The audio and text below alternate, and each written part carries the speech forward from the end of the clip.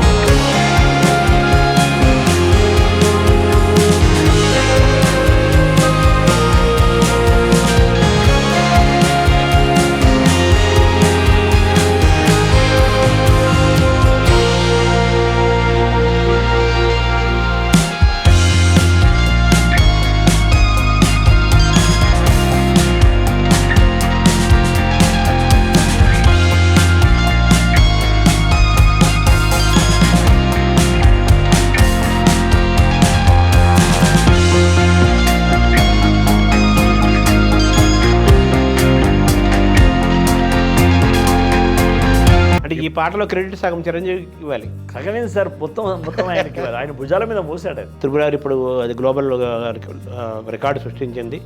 దానికి ఆస్కార్ వచ్చింది. తెలుగు సినిమా పాటకు ఆస్కార్ వచ్చింది. 2 పాటలు నా పాటలు అద్భుతంగా పోయినాయి. ఇప్పుడు ఒకటి పాప పాడేది. అవును. కొమ్మ ఉయ్యాల కోన జంపాల అమ్మ ఒళ్ళో నేను రోజు ఊగాల. అడవి, అమ్మ, ప్రకృతి, ఆ 3 సన్నివేశం ఇవన్నీ కలుపుకొని పుట్టిన పాట. కుమురం భీముడో కుమురం భీముడో పుడమి తల్లికి జనమా అరణమిస్తివీరు. విజేంద్ర ప్రసాద్ గారు కూడా అన్నారు ఆ మాట. ఈ పాట పుట్టడానికి కారణం ఏంటో తెలుసా అన్నాడు. రాజన్న సినిమాలో వెయ్యి ఊపిరి జెండా ఎగరై చావుకు ఎదురుగా అడుగై వెయ్యి వెయ్యి దెబ్బకు దెబ్బ వెయ్యే వెయ్యి. ఇలా అన్న తర్వాత నాన్న జీవితంలో కొన్ని ఘట్టాలు తీసుకుని కథను తయారు చేశారు. అదే రాజన్న. మీ నాన్నగారి జీవితమే రాజన్న జీవితంలో కొన్ని ఘటనలు మొత్తంగా. ఆ సినిమాకు డైరెక్టర్ విజేంద్ర ప్రసాద్ గారు అయినా ఆ పాటకు డైరెక్షన్ చేసింది రాజమౌళి గారే. చిరంజీవి గారేమో శ్రీశ్రీ గారు లైన్ తీసుకోమంటే రాజమౌళి గారేమో మీ నాన్న లైన్ తీసుకోవాలి, వెయ్యి కావాలన్న. ఓవరాల్గా మీ పాట ఏమిచ్చింది మీకు? పాట నాకు జీవితాన్ని ఇచ్చింది సార్, లైఫ్ని ఇచ్చింది. నమస్కారం. మనతో పాటు సుద్దాల అశ్వక్ తేజ గారు ఉన్నారు. సుద్దాల అశ్వక్ తేజ గారు అంటే తెలుగు సినిమా పాటకు నేషనల్ అవార్డు తెచ్చిన కవిత్రయంలో ఒకరు. అంతేకాదు వాగ్గేయకారుడిగా, జానపద కళాకారుడిగా తెలంగాణతో పాటు ఆంధ్ర అన్ని ప్రాంతాల్లో తెలుగు వాళ్ళందరినీ కదిలించి కరిగించిన సుద్దాల హనుమంతు గారికి వారసుడు. ఆయనకి ఠాగూర్ సినిమాకి నేషనల్ అవార్డు వచ్చి ఇప్పటికీ 20 ఏళ్ళు పూర్తయింది.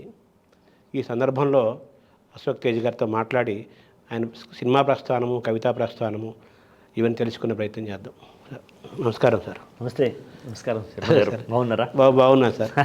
ఠాగూర్ సినిమా వచ్చి 2003లో రిలీజ్ అయింది సార్. ఇంచుమించు కొన్ని నెలల తేడాతో మీకు నేషనల్ అవార్డు వచ్చేసింది. అంటే మనకు అది పాజిటివ్ అంశం. ఇంకొక యాంగిల్లో ఆలోచించాలంటే తెలుగు సినిమా పాటకు నేషనల్ అవార్డు వచ్చి 20 ఏళ్ళు అయిందన్నమాట. అది కొంచెం బాధాకరం. అది కొంచెం బాధాకరమే కదా. అయితే దాంట్లో మళ్ళీ మెరుగేంటంటే ఒక సంతోషం ఏంటంటే చంద్రబోస్కు కిరణ్ గారికి ఆస్కార్ అవార్డు రావడం అనేది అవును ఒక గొప్ప అదే తెలుగువాడిగా ఆనందం. అంతే. ఇప్పుడు మనకి తెలుగు సినిమా పాటకు మొట్టమొదటిగా శ్రీశ్రీ ఇచ్చారు ఆయన జాతీయ అవార్డు తెలుగు వీరలేవరాకి. తర్వాత వేటూరి గారికి వచ్చింది, తర్వాత మీరు తీసుకొచ్చారు. అన్నీ వచ్చినవే, తెచ్చుకున్నవి కాదు, అన్నీ వచ్చినవే. తర్వాత సరే ఇప్పుడు మీరు అన్నట్టుగా 20 ఏళ్ళు వచ్చినా కానీ 20 ఏళ్ళు అయినప్పటికీ కొంత బాధ ఉన్నప్పటికీ ఇంకో పక్క ఆస్కార్ రావడం అనేది ఒకసారి మళ్ళీ తెలుగు సినిమా పాట గురించి, తెలుగు సినిమా గురించి, తెలుగు సినిమా రచయితల గురించి, కవుల గురించి ప్రపంచమంతా చెప్పుకునే ఒక పరిస్థితి, ఒక మంచి వాతావరణం వచ్చింది సంగీత దర్శకుడికి, రచయితకి. సో అది ఒక పాజిటివ్ అంశం. ఓవరాల్గా దాదాపు మీరు సినిమాలకు వచ్చి కూడా 30 ఏళ్ళు అవుతుంది కదా. 94లో ఇప్పుడు వచ్చినట్టుంది మీరు. 93 అంటే అది 30 ఏళ్ళు. అంటే మీ సినిమా ప్రపంచంలోకి వచ్చి 30 ఏళ్ళు అయింది. నేషనల్ అవార్డు వచ్చి 20 ఏళ్ళు అయింది. 20 ఏళ్ళు అయింది. సినిమా పాటల రచయిత కావాలి, అయి తీరాలనేది మీ లక్ష్యం కదా. సో ఈ ప్రయాణాన్ని మీరు ఒకసారి సమీక్షించుకుంటే మీకు ఏమనిపిస్తుంది సార్? నిజంగా 6వ తరగతిలో నారాయణ రెడ్డి గారి పాటలు వింటున్నప్పుడే ఎప్పటికైనా సినిమాలకి పాటలు రాయాలనేది ఒక సంకల్పం. అది తెలిసి తెలియని వయస్సు. కానీ అది నన్ను వెంటాడిందా, నేను దాన్ని వేటాడానా, అది నన్ను వెంటాడిందా తెలియదు. కానీ మొత్తానికి ఆ కళ నెరవేరడమే కాకుండా ప్రజల యొక్క ఆశీస్సులు పొందడం, మీలాంటి పండితులు, గొప్పవాళ్ళు, రసజ్ఞులు, వాళ్ళందరి హృదయాల్లో ఒక చిరు స్థానాన్ని సంపాదించుకోవడం. సరే మీరు అన్నట్టు నందు అవార్డ్స్ కావచ్చు, లేకపోతే నేషనల్ అవార్డు కావచ్చు, ఇదంతా తలుచుకుంటే మాత్రం నిజంగా ఒక ఆశ్చర్యకరమైనటువంటి ఆనందాన్ని ఇస్తుంది. అంటే ఎప్పటికైనా పాట రాసి తీరాలనేది మీ పట్టుదల. రాయగలుగుతానా లేదా, ఏంటిది మనం రాద్దాం అనుకుంటే ఇలా జరుగుతుందని ఒక వేదన, ఇంకా అసలు వెనక్కి వెళ్ళిపోదామనే ఒక బాధ, ఇటువంటి మిక్స్డ్ వాతావరణంలో మొదలైన మీ ప్రయాణము శ్రీశ్రీ లాంటి వ్యక్తి, వేటూరి లాంటి మహాకవి సినిమా పరంగా, అటువంటి వాళ్ళు తీసుకొచ్చిన నేషనల్ అవార్డుని తెలుగు సినిమా పాటకు తెచ్చిన వాళ్ళల్లో మీరు ఉండటం అనేది, మీరు అనుకొని మీరు దాన్ని వెంటాడారు కాదు, పాటను మీరు వేటాడారు, పాట మిమ్మల్ని వెంటాడింది కాబట్టే నేషనల్ అవార్డు వచ్చింది. ఇప్పుడు ఏ సినిమాలు చేస్తున్నారు సార్ ప్రజెంట్? ఇప్పుడైతే మోహన్ బాబు గారి భక్త కన్నప్ప అని ఒక సినిమా ప్రారంభం చేశారు. భక్త కన్నప్ప మళ్ళీ వస్తుంది. ఓకే. అది ఎప్పుడో 6 సంవత్సరాల క్రితమే దాన్ని అనుకున్నారు వాళ్ళు. అప్పుడు సునీలు ఏదో అనుకున్నారు, ఒక టైంలో అనుకున్నారు. అది ఇప్పుడు వస్తుంది. దాంట్లో డిబేట్స్, డిస్కషన్స్ చేస్తున్నాను. నేను ఒక 4-5 పాటలు రాస్తున్నాను అందులో. ఆ తర్వాత రజాకార్ అని ఒక సినిమా వస్తుంది, పీరియాడిక్ సినిమా. అది దర్శకేంద్రుడు రాఘవేంద్రరావు గారి దగ్గర పనిచేసిన సత్యనారాయణ గారని, యాట సత్యనారాయణ గారి యొక్క దర్శకత్వంలో ఒక పెద్ద నిర్మాత తీస్తున్నాడు. అందులో నేను ఆల్రెడీ 2 పాటలు రాశాను, అవి రికార్డు కూడా అయిపోయినాయి. అదొక అంటే త్రిబుల్ ఆర్ తర్వాత ఒక తృప్తికరమైనటువంటి జాబ్ చేసిన సినిమాగా నేను అది ఆనందం పొందాను ఆ పాట రాస్తున్నప్పుడు. ఒక పీరియాడిక్ పీరియడ్లో రజాకాలదా రజాకార్ అంటే అది మేము పుట్టినప్పుడు నానకాలంలో జరిగిన ఆ నేపథ్యం పక్కాది. నైజాం రాజు దగ్గర ఉన్నటువంటి కిరాయి సైన్యానికి రజాకార్లు కదా వాళ్ళు. అవును. అయితే వాళ్ళు చేసిన ఆకృత్యాల మీద ఆగడాల మీద ఆ గడీల దినగండపు ఏలుబడిలో అని ఇప్పుడు పాట రాశాను నేను. కాబట్టి గడియలు అంటే కోటలు, రాతికోటని గడి అంటారు. అవును. ఆగడాల ఆ గడీల దినగండపు ఏలుబడిలో జరిగిన రజాకార్ల దౌష్ట్యాల మీద ఒక పెద్ద పీరియాడిక్ సినిమా వస్తుంది. దాంట్లో నేను ఒక 2-3 పాటలు రాస్తున్నాను. 2 రికార్డు కూడా అయినాయి. అదొక ప్రస్తుతం. ఇంక మరి భక్త కన్నప్ప చదువుతున్నారు. యాత్ర అనే ఒక సినిమా తీసినాడు మహి గారు అని డైరెక్టర్ మహి గారు. ఆయన ఒక సినిమా సిద్ధాలోకం ఎలా ఉంది నాయన అని ఒక సినిమా తీశాడు. అది రేపు ఆగస్టులో విడుదలవుతుంది. అందులో అన్ని పాటలు రాశాను. అది అంటే అదేదో కొంచెం తాత్వికంగా అనిపిస్తుంది ఆ పేరు. భలేగా ఉంది కదా, ఏదో బ్రహ్మంగారు లాగా. అది ఫుల్ లెంత్ కామెడీ సినిమా, పేరు అట్లా ఉంది. అదే బ్రహ్మంగారు సిద్ధుడు మాట్లాడుకున్నాడు. అదే ఉద్దేశం, అదే సిద్ధాలోకం ఎలా ఉంది నాయన అంటే ఎవరి లోకంలో వాళ్ళు ఉన్నారు గురువు గారు అన్నట్టు. ఎవడి గోల వాడిదని సినిమా తీశాడు కదా. ఇవి అంతే కదా, ఎవడి స్వార్థం వాడిదని ఎవడి గోల వాడిది. సో ఈ 3 భక్త కన్నప్ప ఒక రకమైన కాన్సెప్ట్, ఫిలాసఫీ. రజాకార్లు అనేది ఒక రకమైన ఫిలాసఫీ, ఇది ఒక రకమైన ఫిలాసఫీ. 3 డిఫరెంట్ ఫిలాసఫీస్ కదా. ఇవి ఆల్మోస్ట్ మీరు ఏకకాలంలో అనుభవిస్తూ రాసి ఆ రసాన్ని పండించాల్సిన సవాళ్ళు మీకు ఉంది కదా. అది దాన్ని ఎలా అనుభవించారు సార్? అంటే ఒకటి సార్, ఇప్పుడు సినిమా రచయితకు ఉండే గొప్ప అదృష్టము అదే, సవాలు అదే, కొంచెం కష్టము కూడా అదే.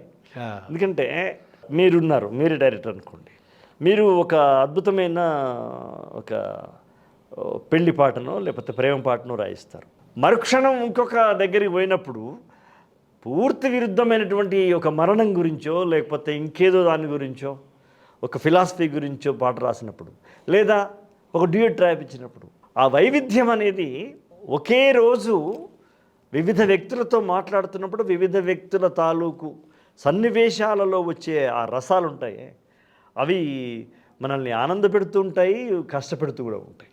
అది ఇప్పుడు ఆ రసాన్ని మీరు అనుభవింపజేయాలి. ఆ 3 నిమిషాల పాటలో అన్నీ తానై, నటుడై, దర్శకుడై, పాటని తయారించడంలో గాయకుడై పాటను తయారించడం అంటాను నేను. అవును, తయారించడం. పాటను తయారించడం అనేది చాలా ఆనందాన్ని కలుగజేస్తుంది. అక్కడే మనకు ఒక తృప్తి, అంటే ఇష్టమైన కష్టం. అంతే కదా, బాగుంది. ఇష్టమైన కష్టం అంటే ఈ రసాన్ని, ఆ భావాన్ని తగ్గట్టుగా ఆ రసాన్ని పలికించాలి. అది మీరు ముందు మీరు అనుభవించాలి కదా, తర్వాత అనుభవింపజేయాలి. ఇందులో బోల్డ్ ఆనందం ఉంటుంది, అలాగే కష్టము, ఛాలెంజ్ ఉంటుంది. అది ఇష్టమైంది. అది అంతే కదా, అన్నీ అనుభవిస్తాం. అనుభవించి పల్లవించడం అంటారు. అంతే, కలవరించి పలవరించడం. అంతే, కలవరించి పలవరించడం, అనుభవించి పల్లవించడం. మీరు మామూలుగా సినిమా పాటల రచయిత అవ్వటము, మీ నాన్నగారు గొప్ప వాగ్గేయకారులు, ఉద్యమకారులు, ఎన్నో వేల మందిని, లక్షల మందిని ఆ కాలంలో చైతన్యం తీసుకొచ్చిన వ్యక్తి కదా. మీరు ఆ నేపథ్యం నుంచి వచ్చిన వ్యక్తి, సినిమా పాట వైపు ఎందుకు మీరు ఆకర్షణకు ఎక్కువ గురయ్యారు? అంటే సినిమా పాటలు అంటే చిన్నప్పటి నుంచి మా అమ్మ పాడే సినిమా పాటలు, మా అమ్మ హిందీ సినిమా పాటలు పాడేది, తెలుగు పాటలు పాడేది. ఆమె ఒక పెద్ద ఇష్టం అంజలీదేవి గారు. ఆమె సినిమాలు ఆ కాలంలో, అంటే మేము పుడుతున్న కాలంలో, పుట్టక ముందు అప్పుడు వచ్చిన సువర్ణ సుందరి లాంటివి, అద్భుతమైన ఆదినారాయణరావు గారు మ్యూజిక్ కదా, ఆదినారాయణరావు గారు, అవన్నీ మా అమ్మ మిషన్ కుడుతూ పాడడము. మా ఇంట్లో ఒక రేడియో ఉండేది. మా అమ్మ రేడియో పెట్టమంటే నేను రోజు కొంతమంది ఏదో 5-6 పాటలు వినేవాళ్ళు. బట్ నేను చాలా తెలివిగా ఉదయం ఏ కార్యక్రమంలో పాటలు వస్తాయి, మధ్యాహ్నం ఎప్పుడు వస్తాయి, సాయంత్రం ఎప్పుడు, శ్రీలంకలో ఎప్పుడు వస్తాయి, ఇవన్నీ తీసేసి నేను ఒక 60-70 పాటలు వినిపించేవాడిని మా అమ్మకి. అమ్మ ఇట్లా మనం స్టేషన్ మారిస్తే వస్తాయి. ఆవిడ వినిపించినప్పుడు మీరు వినటం జరిగింది. అలా నాకు పాట బాగా పోతే ఇంట్లో నాన్న పాట రాయడము, అమ్మకి వినిపించడము, వేరే నాయకులు వచ్చినప్పుడు వాళ్ళని వినిపించడం, ఇల్లంతా ఒక పాట కచేరీలాగా ఉండేది. పాటల కర్మాగారం ఇల్లు, ఇల్లే ఒక పాట. పాట అయిపోయింది. కాబట్టి ఆ పాటల పందిరిలో పెరిగినవాడిని కాబట్టి ఆటోమేటిక్గా నాకు పాటల మీద ఇష్టమైంది. అప్పుడు మనకున్న ఏకైక వినోద సాధనం ఏదైనా ఉంటే సినిమానే.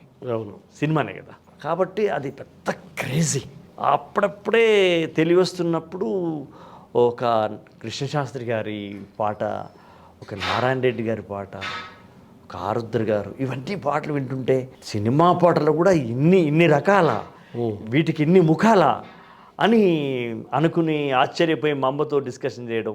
పోతే మా ఇంట్లో పాట మీద ఒక డిబేట్ నడిచేది, చర్చ జరిగేది.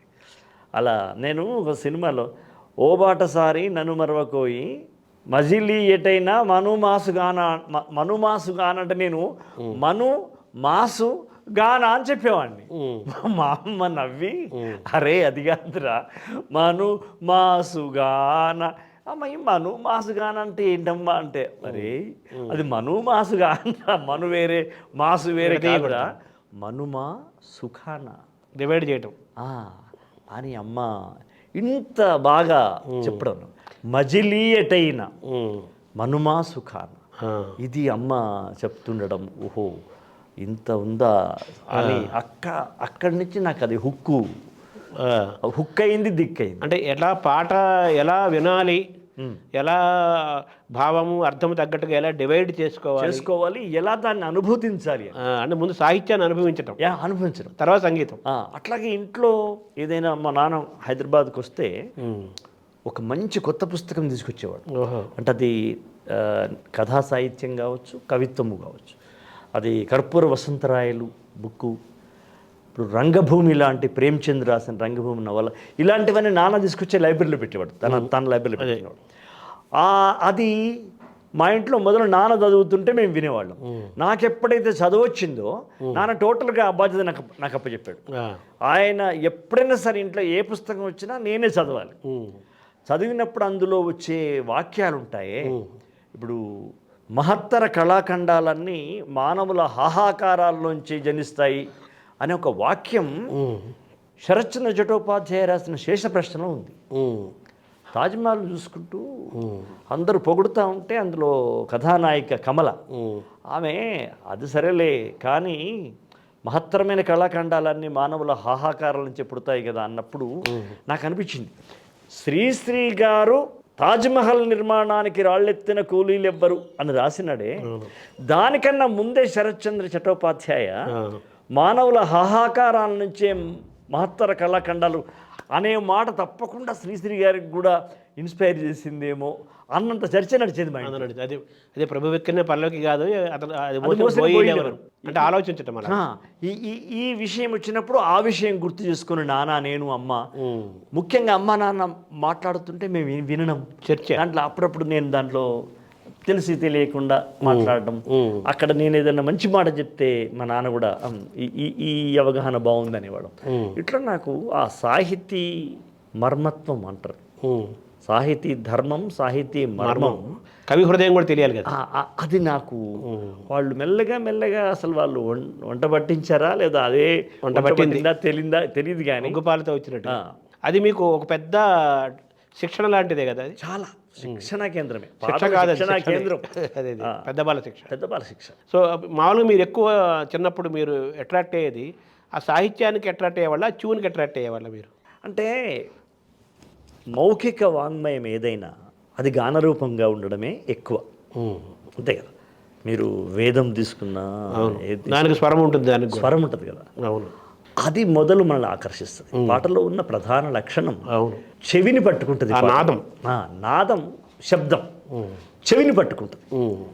చెవిని పట్టుకున్నటువంటి పాట హృదయంలోకి వెళ్ళి పీట వేసుకుంటుందా లేదా అన్నది ఆ పాటల్లో ఉన్నటువంటి సాహిత్యంలో ఉంటుంది. అది కరెక్ట్. ఒక్కొక్కసారి ఇక్కడ దాకానే వచ్చి అటే వెళ్ళిపోవచ్చు. అంటే శబ్ద పరావర్తనం అందాం దీన్ని. అవును, అది ప్రయాణం. కాంతి పరావర్తనం లాగా శబ్ద పరావర్తనం అయ్యేది. కొన్ని పాటలు అక్కడే ఆగకుండా హృదయంలోకి వచ్చేసి ముద్ర వేసుకున్నటువంటి, అది చాలా ఆనందం కలిగించేది. అక్కడ మనము ఆలోచనామృతం సాహిత్యం అనే ఆనందాన్ని పొందేవాళ్ళం. అదే ఇప్పుడు మీకు సంగీతం కూడా ఆలోచనామృతం, నిజంగా ఆలోచిస్తాం. అంతే అంతే. అంటే కొన్ని రాగాలు, కొన్ని తాళాలు, కొన్ని పద్ధతులు మనల్ని ఎక్కువ అట్రాక్ట్ చేస్తాయి. అసలు మనం ఆకర్షించబడిందే వాటికి అది ఆలోచనామృతమే కదా అది. అంతే కదా. అంటే మనం ఒక లయ, ఒక జానపదానికి ఎంత ఇష్టపడతాము, యక్షగానానికి ఎంత ఇష్టపడతాము, హరికథకి ఎంత ఇష్టపడతాము, బుర్రకథకి ఎంత ఇష్టపడతాము, త్యాగరాజ కీర్తనకి ఎంత ఇష్టపడతాము, ఒక మంచి సినిమా పాటకి అంతే ఇష్టపడతాం. ఒకటి శాస్త్రీయం ఉంటుంది, ఒకటి జానపదం అయి ఉంటుంది. మా నాన్న గుడిలో మహాభారతం చెప్పేవాడు. అది విధుమౌళి అని ఒక ఆయన సిద్దిపేట అతను రాసినాడు తందనాన మహాభారతం అని. దానికి ఆయన ఏమి ట్యూన్స్ పెట్టినాడో తెలియదు, కానీ మా నాన్న మాత్రం దాన్ని చాలా వరకు ట్యూన్ చేసినాడు. దానికి ఆ లిరిక్ అని ట్యూన్ చేశాడు తందనాన మహాభారతం. అక్కడ నాన్న గుడిలో 9ంటికి అట్లా పాడుతుంటే మా అమ్మ ముందు వెళ్ళకపోయేది, ఎప్పుడు విన్నదే కదా, మా ఇంట్లో మా నాన్న వినిపించేది కదా. మా అమ్మ వద్దులే నేను రానండి మీరు వెళ్ళండి అని చెప్తే, మా నాన్న పాడుతుంటే అమ్మ అచేతనంగా అసలు ఎవరో పిలిచినట్టుగానే లేచి నడుచుకుంటూ వెళ్ళిపోయేది నాన్న ఆ ట్యూన్కి. అమ్మమ్మ నేను కూడా వెళ్ళేవాడిని. మాసిన చీరను కట్టి తిని దాసినవుచు ఇట మెలిగి తిని నా వేషము చూడగరాదా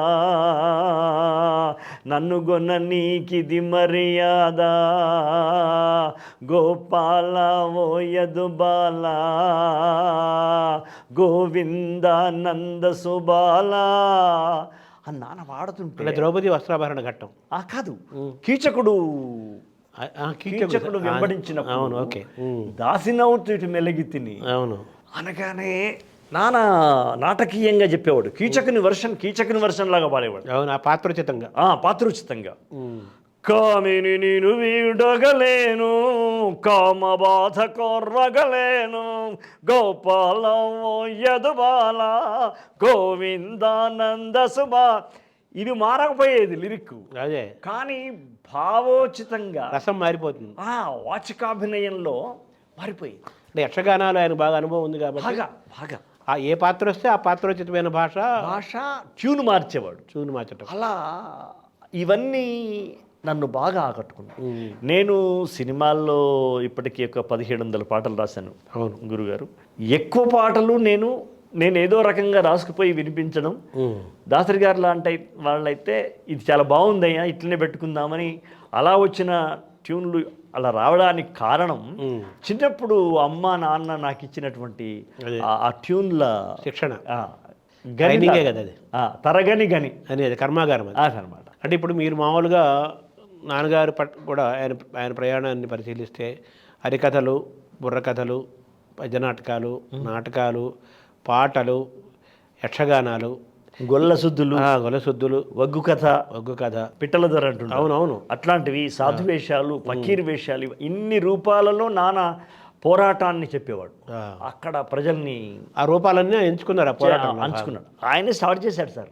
ఎంచుకోవడం కాదు, అసలు అంతకు పూర్వము రాజకీయ రంగం లోపల ప్రజల్ని పోరాటం తీసుకుపోయే దాంట్లో ఇట్లా ప్రజల్లో ఉన్నటువంటి జానపద కళారూపాలనే వాడుకోవచ్చు అనే విషయాన్ని మొదలు కనిపెట్టి రాసి పాడి ఆడి ప్రయోజనం సాధించిన వాళ్ళలో మొట్టమొదటి వాడు నాన్న. అంటే ఉద్యమ రూపానికి ఒక కళా స్వరూపాన్ని ఇచ్చినట్టు, అంతే కదా అర్థం. అంతే. సరే, మీరు మీ చిన్నప్పుడు మీ పల్లెల్లో మీరు ఈ యక్షగానాలు, హరికథలు, బుర్రకథలు వాటిని వినటం, ప్రేరణ పొందడం జరిగింది బాగా. అంతెందుకు, ఇప్పుడు మా మేనమామ యక్షగాన కళాకారుడు, మా అమ్మ వాళ్ళ నాన్న కూడా యక్షగాన కళాకారుడు. వాళ్ళు కొన్నేమో నేను వాళ్ళ నాటకం చూశాను, మా తాతయ్య గారు లాంటిది నేను చూడలే. ఆయన అప్పుడే పెద్ద ఆయన అయిపోయాడు. నేను చూడలేదు, కానీ ఆయన పాడేవాడు. ఆయన పాట పాడేవాడు. ఏది యక్షగానం పాట పాడేది. ఇప్పుడు చిరుతొండ అనే ఒక నాటకం ఉంటుంది, మీకు తెలుసు చిరుతొండ. శంకరుడు పరీక్ష చేస్తే కొడుకునే నిజం ఉంటుంది కదా. వనితానందను నీ ఖండింతామా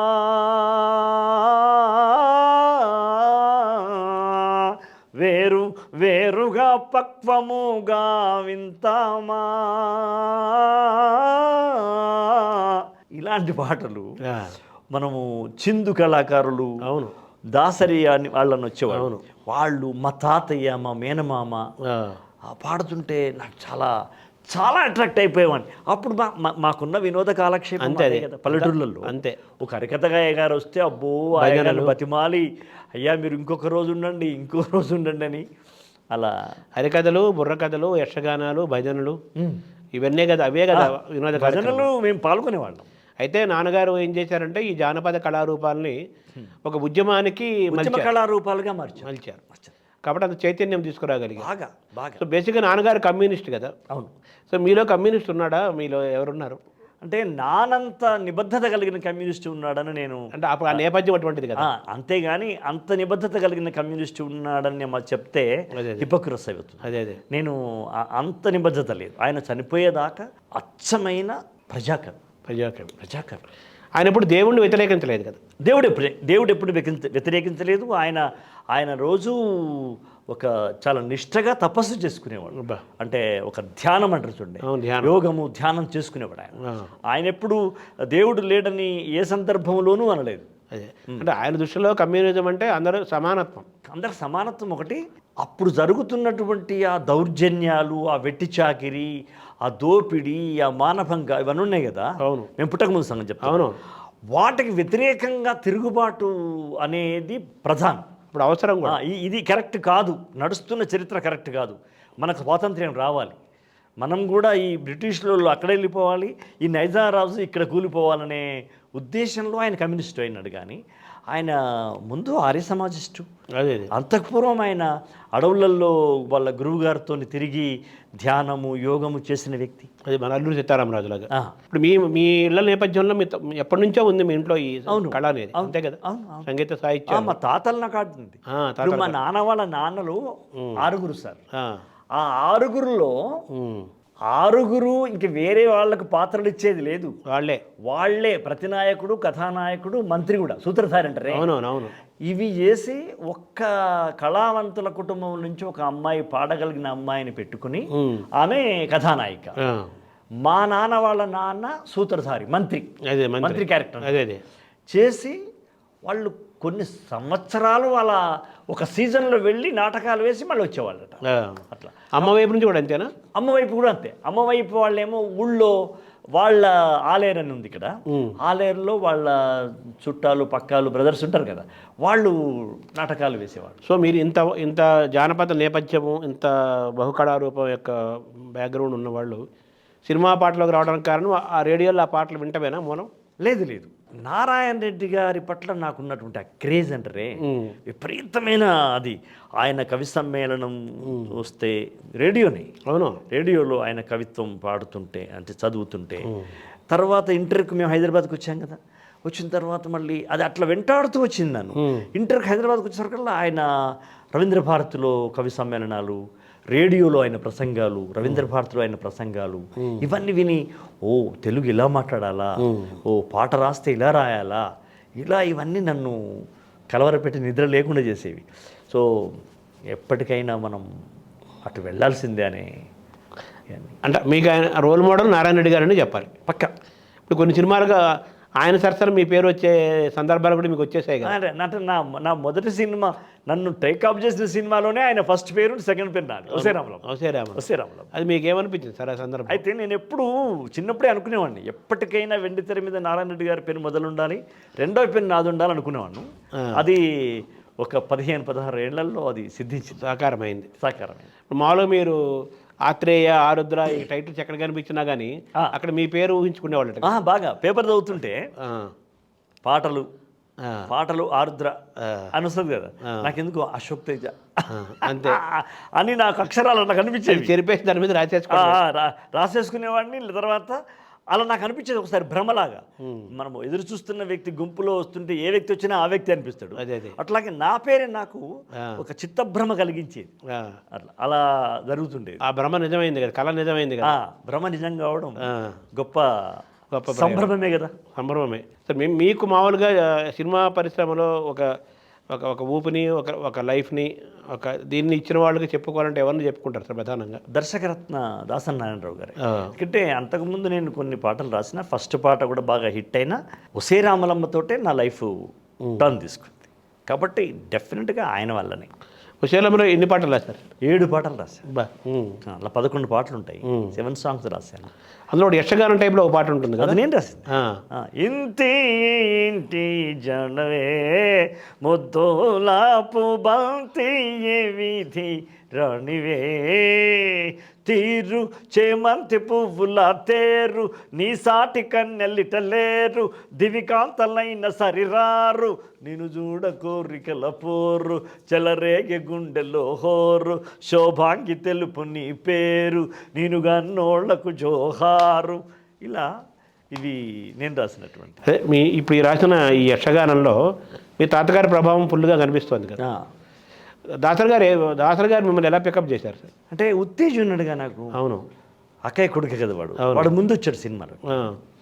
వాడు నన్ను అసలు ఇక్కడ వద్దు, ఇంకా నువ్వు వచ్చేసి అద్భుతంగా రాస్తున్నావు, నువ్వు వచ్చేసేని తీసుకొచ్చి తన ఇంట్లో ఉంచుకొని ఎవరు ఆటంకం ఎవరు ఆపకుండా నన్ను డైరెక్ట్గా తీసుకుపోయింది ఉత్తేజ్ వల్ల నాకు చాలా సులభ సాధ్యమైంది. అదే మార్గం సులభమైంది బాగా. అయితే మీరు గతంలో ఈ సినిమాలకు సంబంధం లేకుండా కూడా పాటలు రాస్తుండేవాళ్ళు కదా చాలా.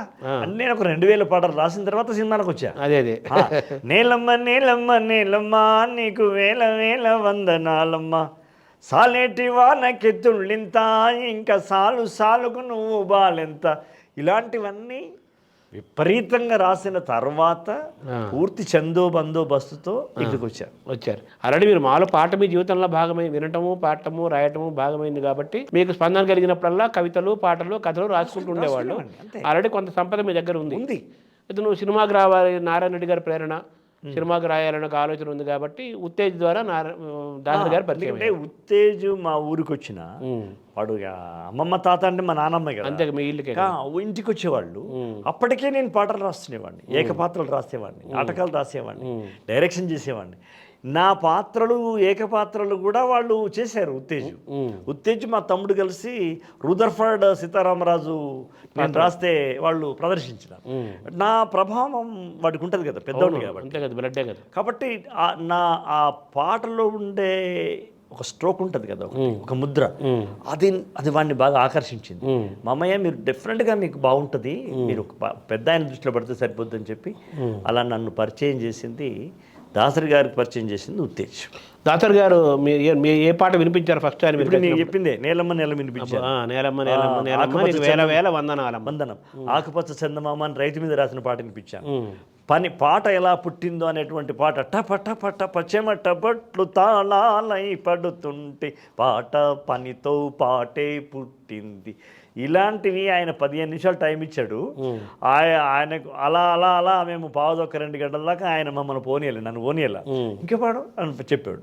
అలా నాకు ఫస్ట్ దర్శనంతో నాకు అంటే ఆయన గొప్ప భావకుడు ఉన్నట్టే కదా. చాలా భావకుడితో పాటు ఎదుటి వ్యక్తిలో ఉన్న ప్రతిభను గుర్తించే మహాప్రతిభ ఉన్న ఏకైక వ్యక్తి దాసరి గారు.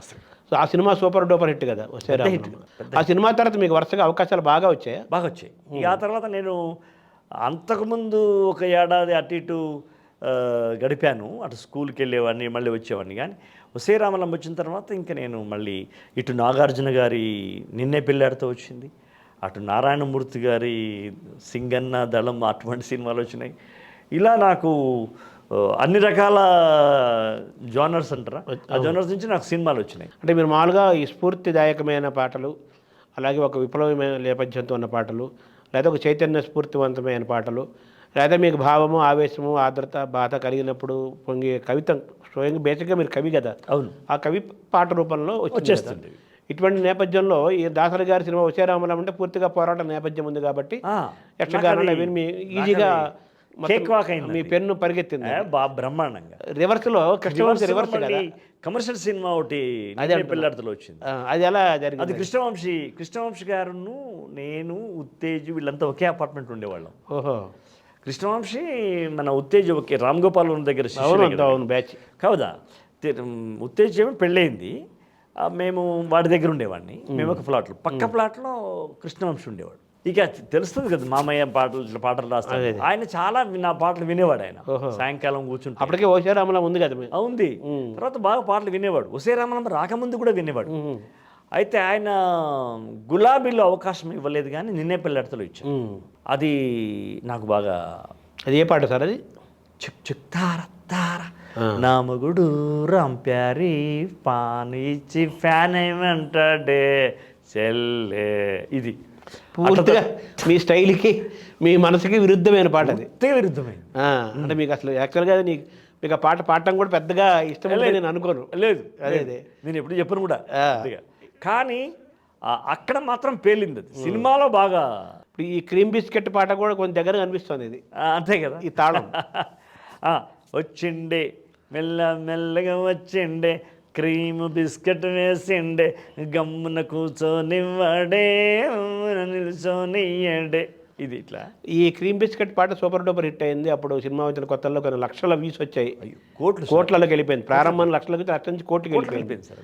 ఇందులో మీ మనవరాలు కూడా వాటా ఉందని ఎక్కడ విన్నాను. అవునవును. క్రీమ్ బిస్కెట్ మాట మా మనవరాలది. అదేంటి సార్ ఆ సందర్భం? నేను పాట రాసుకుంటుంటే వాళ్ళు గొడవ చేస్తుంటే వెళ్ళి బంగారం కాదు గొడవ చేయొద్దమ్మా పాట రాస్తుంటే తాతయ్య అంటే మా పెద్ద మనమరాలేమో తాత మనకు బిస్కెట్ ఇస్తాండే అంది. చిన్నపిల్లలు అప్పుడు. చిన్నామే ఒత్తి బిస్కెట్ కాదక క్రీమ్ బిస్కెట్ ఇస్తాండు అంది. అది నాకు యురేకా అనుకున్నది వినగానే. దాన్ని తీసుకొచ్చి అలా మలిచి అంటారు. అంటే ఆ జనరేషన్ వాళ్ళు కనెక్ట్ అవుతారంట. అక్కడ ఉంది ఆ మాట. అంత చిన్న పిల్లల్లో క్రీమ్ బిస్కెట్ అనే మాట ఉందంటే టోటల్ యూత్ అంతా ఉన్నట్టే కదా. అదే అది సూపర్ డూపర్ హిట్ కదా. పెద్ద హిట్ అది. సో తర్వాత మీకు మీ సినిమా ప్రయాణంలో మోహన్ బాబు పాత్ర కూడా ఎన్నదగింది అంటారు. అది ఎలా జరిగింది? అంటే ఇప్పుడు దాసరి గారి అన్ని మెసేజ్ ఓరియంటెడ్ ఉంటాయి. అవునవును. అప్పుడు మళ్ళీ అదొక సిరీస్. అప్పుడు ఏంది ఉసే రాములమ్మ, ఎన్కౌంటరు, అడవిలో అన్న ఈ సిరీస్ నడుస్తుంది. సమ్మక్క సారక్క, అడవి చుక్క. అది నడుస్తున్న నేపథ్యంలో అడవిలో అన్నతో మోహన్ బాబు గారితో పరిచయం. అప్పుడు మోహన్ బాబు గారు ఏం చేశారంటే, ఓయ్ నువ్వు ఇవే రాసుకుంటూ కూర్చుంటే ఏడాదికి ఒకటే వస్తుంది, కమర్షియల్ కూడా రాయాలి, నువ్వు రాయగలవు, నేను కలెక్టర్ సినిమా తీస్తున్నాను, నువ్వు రా అని తిరుపతికి తీసుకెళ్ళి ఆయన పాటలు రాయించాడు. అట్లా నన్ను కమర్షియల్ సినిమాల్లో ఒక జెండాలాగా నన్ను నిలబెట్టినటువంటి మహానుభావుడు మోహన్ బాబు గారు. కృష్ణవంశీ కూడా నిన్నే పేరు కూడా సూపర్ డూపర్ హిట్ కదా. అదే పక్కా కమర్షియల్ మూవీ కదా. అదే అంతే. అట్లాగే శ్రీహరి గారు, చనిపోయిన శ్రీహరి గారు, ఆయన ఒక దశలో నేను ఏదో నిరాశగా ఉంటే లేదు నావి ఒక 17 సినిమాలు హీరోగా వస్తున్నాను నేను, ప్రతి సినిమాలో నీకు పాటలు ఉంటాయి అంటే 17 సినిమాలు అంటే ఎంత పెద్ద జర్నీ సార్. చాలా పెద్ద జర్నీ కదా. దాదాపు 3-4 ఏళ్ళు అవుతుంది కదా సినిమాకు ఒక పాట ఇచ్చినా. అంతే కదా. అవును. అట్లా నన్ను దాసరి గారు తర్వాత మోహన్ బాబు గారు, శ్రీహరి గారు, కృష్ణవంశీ గారు వీళ్ళంతా నన్ను. అంటే మీరు ఎందుకు వెళ్ళిపోవాలనుకున్నారు ఒక దశలో? అంటే ఒక్కొక్కసారి మనకు స్లంప్ వస్తుంది కదా, ఎవరు పిలవట్లేదేంటి, ఎవరు ఫోన్ చేయట్లేదేంటి, బహుశా ఎట్లా ఇది అని ఆ చిన్న దిగులు ఉంటుంది సినిమా ఇండస్ట్రీలో ఎవరికైనా. ఆ టైంలో బాధపడతా ఉంటే అది ఎవరో చెప్పారట ఆయనకి, అరే ఈ పాట శ్రీరామలం పాటలు భలే రాసినాడయ్యా అతను. ఎవరు అంటే అతను బాగా రాసిన కానీ కొంచెం అతను ఏది మధ్య ఏదో ఎవరు విలువట్లేదని చెప్పి కొంచెం బాధపడుతున్నాడు సార్, ఇంటికి వెళ్ళిపోతాడేమో అనిపిస్తుంది అంటే. ఎవరున్నారు అన్నమాట వాళ్ళు ఎక్కడ పక్కన వాళ్ళు ఎవరో అన్నారు. అది విని నన్ను ఫోన్ చేసి పిలిపించాడు శ్రీహరి గారు పిలిపించి నాతో ఒక షూటింగ్కి పిలిపించి కూర్చోబెట్టుకొని నువ్వు ఈ సినిమాలో రాయి ఇలా చెప్పి అట్లా రాయించాడు. అంటే ఇన్ని వందల సినిమాలు మీరు 2700 పాటలు సార్, పాటలు రాశారు. 1700 సినిమాలు, 1700 సినిమాలు రాశారు కదా. ఇందులో మీరు గతంలో రాసుకున్న పాటలు సినిమాలుగా వచ్చిన ఎన్ని ఉంటాయి సార్? ఇప్పుడు ఇదే కదా ఇంటి, అది గతంలో రాసిన పాటే. పుల్లల మంటివి గదర్రా, అది గతంలో రాసిన పాట. ఒకటే జననం ఒకటే మరణం, అది గతంలో రాసుకున్న పాటే. ఇవన్నీ ఇట్లా అవకాశం వచ్చినప్పుడు అవి వేస్తే పర్ఫెక్ట్ గా సిచ్యువేషన్ సూట్ అయింది. మీరు ఆల్రెడీ లోపల ఉండేవి ఇలా ఇస్తుండేవాళ్ళు, పంచేవాళ్ళు, చిన్న మార్పులు చేసేవాళ్ళు, అంటే కథకు అనుకూలంగా. ఇప్పుడు మీరు స్వయంగా పాడగలుగుతారు, దానికి సినిమాకు సంగీత దర్శకుడు ఉంటాడు కదా. మీ ఇద్దరి మధ్య ఎలా ఉండేది కాపురం? బ్రహ్మాండంగా ఉండేది. అంటే మీ ట్యూన్ యాజిటీగా తీసుకునేవాళ్ళ? అది డైరెక్టర్ మీద ఆధారపడి ఉండేది. ఒక్కోసారి ఒకసారి మీరు పాడారు నేలమ్మ, అదే ట్యూను నారాయణమూర్తి గారు మొన్న ఒక సినిమాలో పెట్టాడు కదా. అట్లాగే నేను ఒకసారి దాసరి గారి దగ్గర ఒక తమాషా జరిగింది. నాయుడు గారు అనే సినిమా తీస్తాను. అవునవును. దాంట్లో నా ఆకుపచ్చ చందమామ ఆల్రెడీ రికార్డ్ అయిపోయింది పాట. అయిన తర్వాత కోడలును అత్త మామ ఆహ్వానించే పాట ఒకటి కావాలి సన్నివేశ ప్రకారం. నేను అక్కడే ఉన్న ఆఫీస్లో, నాకు చెప్పట్లా, గురుగారు నాకు చెప్పట్లా, ఒక పెద్ద రచయితకి చెప్పి ఇది రాయమంటున్నాడు. ఆయన రోజు ఒక పల్లవి రాసి తీసుకొస్తున్నాడు. ఈయనకు నచ్చట్లా. మేము ఊరికే ఉంటాం కదా పక్కన. జరుగుతూ ఉంది. ఒక 10 days దాకా అయింది. నేను అక్కడే ఉన్నా. నేను వెళ్ళిపోంటే ఉండు, నువ్వు ఎందుకు పోతావు అని అంటున్నాడు ఆయన. ఇక ఆయన అంటే మనం ఏమంటాము పెద్ద. నాకు ఒకసారి ఈ దర్శకుడు చెప్పకపోతే ఏంటి, నేనే రాస్తాను అని నాకు నేనే అనుకుని మీకేమో రాసేసి ఉంచారు, ఎందుకని మంచిదని, ఎందుకంటే రాసుకున్నాను నేను. ఆయన చెప్తుంటే విన్నా సన్నివేశం. ఏం లేదు అబ్బా, కట్టు బొట్టు మన యొక్క సంప్రదాయము ఇది ఉంది కదా, అట్లా ఆహ్వానించాలి అన్నట్టు చెప్తున్నాడు. నాకు చెప్పట్లా. నేను రాసి పెట్టుకున్నాను కానీ ఆయనకు చూపెడితే నిన్నెవరు రాయమన్నారు అని అంటాడేమో అని. ఎందుకని రాసి ఉంచుకున్నా దగ్గర అవుతుంది. ఒకసారి వాళ్ళ కో డైరెక్టర్ ఉన్నాడు రవి గారు అని. ఆ రవణ నాకు వినిపించాను నేను నా రూమ్లో. అరే ఎన్ని రోజులే రాసంటే 3-4 రోజులు అవుతుంది, ఇంకేమన్నా ఉందా, ఇది చెప్పొచ్చు కదా గురువు గారికి, మేము చస్తున్నాం అక్కడ, టైం అంతా వేస్ట్ అవుతుందంటే అని నన్ను పట్టుకుపోయాడు. ఎవరు పెద్ద రైతు రాస్తున్నారు కదా మీరు ఎందుకు లేని బాగుండదని లోపల తీసుకెళ్ళాడు. ఏంట్రా అన్నాడు. అద్భుతమైన పాట రాశారు సార్, మనం ఇక్కడ ఇది చేస్తా ఉన్నాం, ఏది నచ్చట్లేదు. అవునా, చెప్పొచ్చు కదయా, అనవసరం సమయం అంతా పోతాం ప్రతిరోజు 2 గంటలు అన్నాడు. అంటే ఏమో సార్ భయం ఏంటంటే, ఏం భయం ఏంటయ్యా, నువ్వు వచ్చింది ఎందుకు ఇక్కడికి, పాట రాయడానికి వచ్చావు నువ్వు అని ఇది వినిపించావు అన్నాడు. గడపలో కుడి పాదమెట్టు కోడలా, కడుపులో పెట్టుకుని దాచుకుంటానమ్మ ఒట్టు, మా ఒట్టు, మా ఒట్టు. అది ఆ పాట అంతా 2 అని కవర్ చేశా. కట్టుకున్నది కంచి పట్టు, పెట్టుకున్నది నుదుటి బొట్టు అని చెప్పరు అసలు. అట్లా రాసుకుంటూ విజయాలు అడుగులైనట్టు, వినయాలు నుడుగులైనట్టు అలా మొత్తం పాట రాశా. అంటే 3 చరణాలకు కలుపుతూ రాశాను పల్లవితో పాటు. టకారా అని చెప్పరా. మళ్ళా గడపలో కుడిపాదమెట్టు, కడుపులో పెట్టుకుని దాచుకుంటానమనే మాట గురువుగారికి పట్టున పట్టుకుంది. అది ఆ రచయితకి చెప్పండి అయ్యా పాట అయిపోయిందని చెప్పేసి అది చెప్పేసి వెంటనే కిరవణ్ గారిని పిలిపించేస్తే ఆయన కూడా నేను పాడినిపించాను. ఇదేదో ఈ నడక బాగుంది కిరవణ్ గారు, చూడమ్మా మీరు బాగా చేయండి అంటే ఆయన దాన్నే కొంచెం మార్చి అద్భుతంగా ఆయన పద్ధతిలో ఆయన చేశారు. బ్రహ్మాండం. అది ఇప్పుడు ఈ నేలమ్మ మిచ్చునేనా అది. అంటే ఇప్పుడు నారాయణమూర్తి గారి సినిమాలు అందరూ ప్రజాకవులే రాస్తుంటారు. అవును, అందరూ వాళ్ళ యొక్క ట్యూన్లే ఆయన తీసుకుంటారు, పెట్టుకుంటారు. వందే మాత్రం శ్రీనివాస్ కూడా ఆల్మోస్ట్ అటువంటి నేపథ్యం నుంచి వచ్చిన వ్యక్తి కాబట్టి దాన్ని యాజ్ రీతిగా తీసుకున్నారు. ఈ వసేరామలం సందర్భంలో మీకు ఎలా జరిగింది సార్ అది? అంటే అంటే music director versus Rayudu Naidu గారి పాట రాశాం కదా, ఆ తర్వాత వసేరామలమ్మ సినిమా వచ్చినప్పుడు మరి గురుగారు ఎందుకు అనుకున్నారేమో అది, ఆ సినిమా అనుకున్నగానే మద్రాసు పిలిపించేసి నెల దాకా నేను అక్కడే ఉంచుకున్నాడు. అలా ఒక్కో పాట సరదాగా ఏదన్నా చెప్పిన నేటి తోచట్లేదు అన్నప్పుడు ఊరికే గురువు గారిని యక్షగానం పాడినిపించా. ఇది మనకు పనికొస్తా అన్నాడు ఆయన. సార్ సన్నివేశం లేదు కదా అన్నాను. సన్నివేశం ఎంతసేపు అయ్యా, కల్పిస్తే సన్నివేశం పుడుతుంది. పాట పుట్టడం కష్టం కానీ సన్నివేశం ఎంతసేపు నా చేతిలో అని ఒక కీలకమైనటువంటి సన్నివేశంలో ఈ పాటను పెట్టాడు. అది ఆ పాట నచ్చి ఆయన సన్నివేశం క్రియేట్ చేశారా? అంతే. ఊరికే సరదాగా వినిపించాను 2 పాటలు.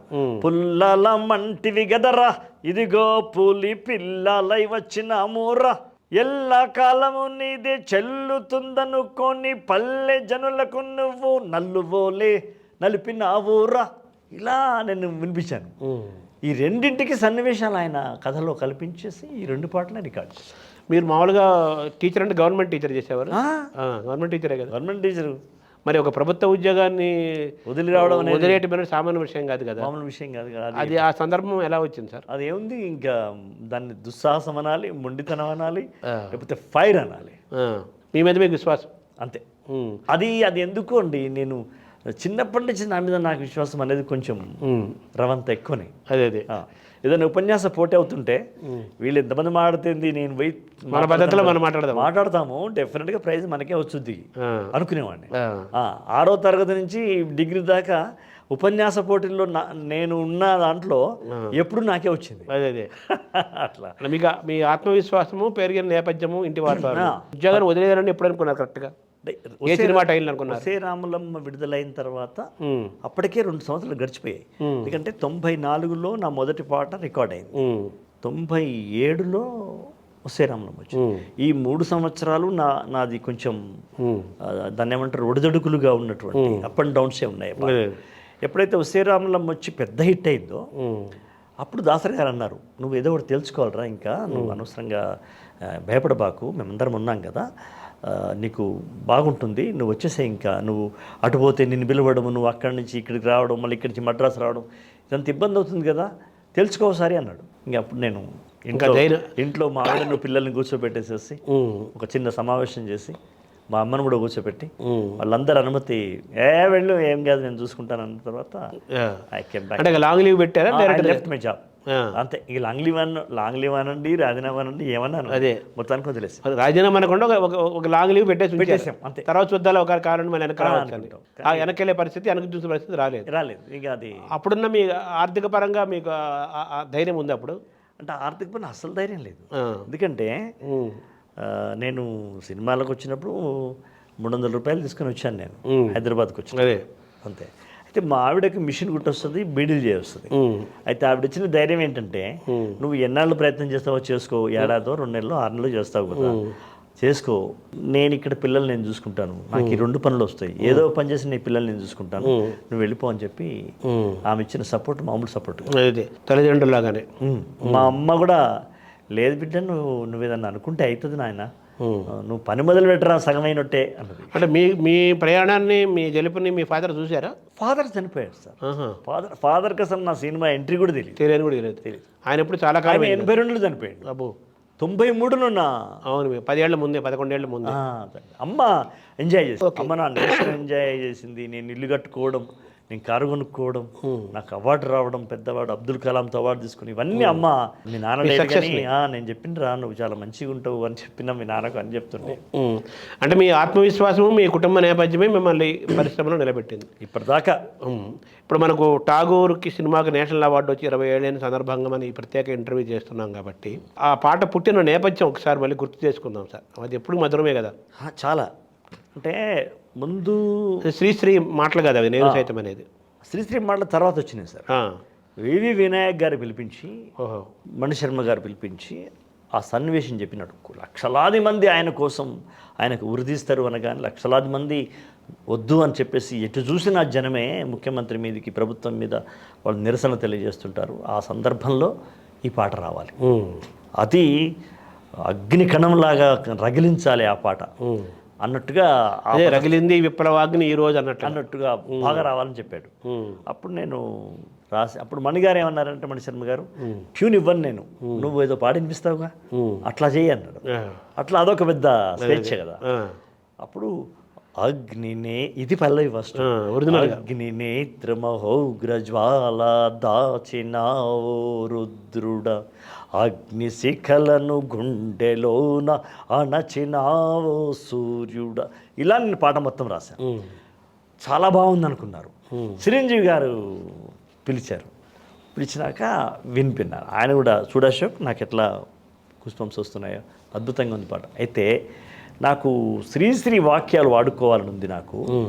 అతపూర్వము రుద్రవీణను కూడా వాడుకున్నాను నేను, సీతారాం శాస్త్రి గారు రాశారు. దీనికి కూడా మనం వాడుకోవాలి అన్నప్పుడు ఏముంది సార్, దీని ముందర అది పెడదామండి, పల్లవిని చరణం చేద్దాము, అది పల్లవిగా పెట్టుకుందాం సార్, మీకు ఎక్కడ జరుకు రాదు చూడండి అని చెప్పి పాట వినిపించిన. అరే బాగుంది అన్నారు. అట్లా రికార్డ్ చేస్తారు. అది అప్పుడు ఎలా జరిగింది సార్ రెండింటి మధ్య? నేను సైతం దగ్గర నుంచి ఇప్పుడు నేను సైతం ప్రపంచాగ్నికి అనేది నాకు కావాలి అన్నారు ఆయన. ఆ మాట కావాలి, ఆ వాక్యం శ్రీశ్రీ పెట్టుకోవాలన్నాడు. అది దాన్ని మనం ఎట్లా యాడ్ చేస్తాము అని అన్నాడు. నేను అన్నా సార్, ఇప్పుడు మనం ఏదైతే పల్లవి అనుకుంటున్నామో దీన్ని చరణం చేద్దాం, ఇది చరణంగా మార్చుకుందాం, అది తీసుకొచ్చి యాజ్ ఇట్ ఈస్గా దాన్ని ముందర పెట్టేద్దాం, పల్లవి అవుతుంది, చరణం అవుతుంది సార్. ఇక్కడ కూడా అగ్ని ఉంది, అక్కడ అగ్ని ఉంది, అలా కంటిన్యూ. ఆ ట్యూను ట్యూన్ మళ్ళీ తర్వాత నేను ఇప్పుడు మీకు వినిపించినట్టే వినిపించాను నేను, ఎవరికి మణి గారికి కానీ చిరంజీవి గారికి కానీ. కానీ దాన్ని ఇంప్రవైజ్ చేశాడు. నేను సైతం నేను సైతం. పెద్ద అది కదా సార్. అది నేషనల్ అవార్డు వస్తుందని మీరు అప్పుడు ఊహించారు అసలు? రాసినప్పుడు ఊహించలేదు సార్. రాసినప్పుడు ఎవరు ఊహిస్తాం సార్? అదే అసలే ఊహించలేదు. పాట ఓకే అయితే చాలు, చిరంజీవి గారికి రాస్తున్నాము, హ్యాపీ, మంచి సినిమా, ట్యాగూర్ సినిమా అనేది అనుకున్నాము. బట్ అది కేబీ తిలక్ గారును ఎన్కౌంటర్ డైరెక్టర్ శంకర్ అన్న ఇద్దరు ఆ సంవత్సరం జ్యూరీలో ఉన్నారు తెలుగు. కాబట్టి తిలక్ గారును శంకర్ అన్న బాగా ఫైట్. పాత ఆయన తిలక్ గారు అంటే పాత ఆయన కేబీ తిలక్ గారు వాళ్ళిద్దరు బాగా ఫైట్ చేశారు అక్కడ. అక్కడ బెంగాలీ గీతం, హిందీ గీతము, తమిళ గీతము అడ్డొచ్చింది, పోటీ నిలిచాయి. ఆ టైంలో ఇప్పుడు ఈ లైన్స్ మీ దాంట్లో ఉన్నాయా? ఇంత అద్భుతమైనటువంటి ఒక దేశానికి సందేశానికి సంబంధించింది కదా. ఇప్పుడు మన్నెం వీరుడు రామరాజు ధనుష్టంకారానివా, భగత్ సింగ్ కడసారి పలికిన ఇంకిలాబ్ శబ్దానివా, ఇది అద్భుతమైన ఫైనల్ పవర్ కదా. అది ఫైట్ బాగా చేసి ఆయన ఒప్పించేసి దాన్ని చేసినారు. జైపాల్ రెడ్డి గారే హ్యాండ్ ఉంది సార్ అందులో. అప్పుడైతే ఆయన సాంస్కృతిక శాఖ మినిస్టర్గా ఉన్నారు, ఆయన ఉన్నారు. బట్ ఆయన టచ్లో లేదు. బట్ ఇది వీళ్ళే మెంబర్స్ జ్యూరీ కమిటీ మెంబర్లో వీళ్ళిద్దరు ఉన్నారు. అదే వీళ్ళిద్దరు యొక్క ఇన్ఫ్లుయెన్స్ ఉంది. ఇన్ఫ్లుయెన్స్ ఈ పాట ఎంత గొప్పగా ఉందని చెప్పారు అని వాళ్ళతో డిస్కస్ చేశారు, డిబేట్ చేశారు. అదే చర్చ జరిగింది. పట్టు వదలల తిలక్ గారు. తర్వాత చెప్పాడు ఆయన ఇలా జరిగింది అని. అంటే ఈ పాటలో క్రెడిట్ సగం చిరంజీవికి ఇవ్వాలి. సగమేది సార్, మొత్తం ఆయనకి ఇవ్వాలి. ఆయన భుజాల మీద మోసాడు అది. అంటే సినిమా పాట ఏదైనా గారు, సినిమా పాట ఏదైనా అది మామూలు అదే సినిమాలో నేను గప్పు చిప్పు గంతులు ఇప్పుడు నీ కప్పులోన పూలు పెట్టే రోజులు ఎప్పుడు అని కూడా రాసాం. ఏ పాట రాసినా కూడా సంగీత దర్శకుడు, కాగితం మీద 25% పాట, సంగీత దర్శకుడు, గాయకుడు, నటుడు, సినిమా దర్శకుడు, ప్రజలు, స్క్రీన్ ప్రెజెన్స్, అది లేకుండా అంటే ఆ సమష్టి కృషి లేకుండా పాటకు ఆ స్థాయి రావడం అంటే ఒక్కరే ఇక్కడ బాధ్యులు కానే కాదు. కాబట్టి అక్కడ టీం వర్క్. చిరంజీవి గారు, వివి వినాయక్ గారు, మణి శర్మ గారు, మరి బాలు గారు. ఆ పాట తెలుగు భాషేతర గాయకులు పాడితే పవర్ఫుల్ వాయిస్ అయి ఉండాలి కదా. అది చేస్తే ఎలా ఉంటుంది? వచ్చేదా? తేలిపోతుంది. నేను బాలు గారు ఉన్నప్పుడు చెప్పా, అది మీరు పాడకపోతే వచ్చేది కదండి. అది ఆయన ఇది ఉంది. ఆ క్రెడిట్ గోస్ టు 5 మెంబర్స్ కదా, గాయకుడు కదా. అలా 5గురి సమష్టి కృషిలోంచి వస్తుంది సార్ అది. సరే రైటర్గా నాకు అక్కడ టెక్నికల్గా పాట రాసిన పాట మీద రాసిన దాన్ని ఘంటసాల పాడాడు. తెలుగు రచనా కేటగిరీలో మనకు వచ్చింది కాబట్టి అంతే తప్ప. అలాగే శ్రీశ్రీ తెలుగు వేరే ఎవరు కూడా ఘంటసాల పాడింది కదా. పాడింది మామూలు విషయమేనా? ఘంటసాల తక్కువ కాదు, అది వేరే సబ్జెక్ట్. ఆదినారాయణరావు గారు తక్కువ మ్యూజిక్ డైరెక్టర్. చిరంజీవి ఏమన్నారు సార్ ఇప్పుడు మీద డిస్కషన్ ఏం జరిగింది? ఈ పాట పల్లవి పెట్టడం నేషనల్ అవార్డు వచ్చింది అనేది ఆయన క్రెడిట్ ఆయనకి వెళ్ళిన. ఆయన అప్పుడు గ్రీక్లో ఉన్నాడు, ఎథెన్స్లో ఏదో ఉన్నాడు ఆయన. అక్కడి నుంచి ఆయన పత్రికా ప్రకటన ఇచ్చినాడు, అశోక్ తేజ అర్హుడు దీనికి, చాలా అద్భుతంగా రాసినాడు, నేను ముందే అనుకున్నాను, చాలా గొప్ప పాట అవుతుంది అనుకున్నాను నేను అని ఆయన బాగా చేసుకున్నాడు. తర్వాత పిలిపించాడు, నేను ఆ షూటింగ్లో ఉంటే పిలిస్తే ఆయన నాకు ఫెలిసిటేట్ చేశాడు. అక్కడి నుంచి ప్రయాణము మీకు నేషనల్ అవార్డు తీసుకొచ్చిన తర్వాత, సరే ఇందాక మనం ప్రారంభంలో త్రిబుల్ గురించి మాట్లాడుకున్నాం. త్రిబుల్ ఇప్పుడు అది గ్లోబల్ రికార్డు సృష్టించింది. దానికి ఆస్కార్ వచ్చింది, తెలుగు సినిమా పాటకి ఆస్కార్ వచ్చింది. అందులో మీరు రాసిన కొమరం 2 పాటలు నా పాటలు అద్భుతంగా పోయినాయి సార్. ఇప్పుడు ఒకటి పాప పాడేది, అవును, కొమ్మ ఉయ్యాల కోన జంపాల అమ్మా ఒళ్ళో నేను రోజు ఊగాల రోజు ఊగాల, ఈ పాట అది బిగినింగ్లో వస్తుంది. అంటే ఇక్కడ స్టార్ట్ అవుతుంది ఒక చిన్న శాంతమైనటువంటి ప్రశాంతమైన రసంలో, అలా నవరసాలలో ప్రకృతి మధ్య, ప్రకృతి, అడవి, అమ్మ, ప్రకృతి, ఆ 3 సన్నివేశం ఇవన్నీ కలుపుకొని పుట్టిన పాట. అది అలా అలా అలా వెళ్ళి ఆ ట్యూను వీరోచితంగా తయారు పైకి లేచింది. ఎక్కడి క్లైమాక్స్ అక్కడ ఎన్టీఆర్ నటన. అందుకని ఆ పాటకు అన్ని కోట్ల వ్యూస్ వచ్చింది. ఇవాళ ఆబాల గోపాలం కొమరం భీముడు పాట పాడుతున్నారంటే దాంట్లో ఒక ఎన్టీఆర్, రామ్ చరణ్, మరి మ్యూజిక్ డైరెక్టర్ కీరవాణి గారు పాడిన భైరవ, మరి రాజమౌళి గారు ఏం కావాలి, ఈజ్ ద మ్యాన్, క్యాప్టెన్ కదా, ఆ మహానుభావుడు కదా.